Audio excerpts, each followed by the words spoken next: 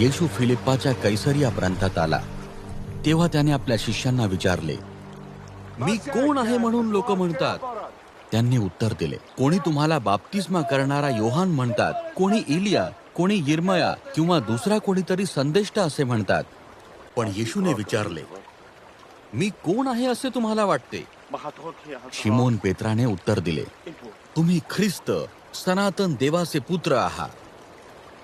शाबास योहानाच्या पुत्रा शिमोना, तू धन्य आहेस. येशू म्हणाला, कारण माझ्या स्वर्गीय पित्यानेच हे तुला प्रत्यक्ष प्रकट केले आहे. हे ज्ञान कोणाही मानवाकडून मिळणे शक्य नाही.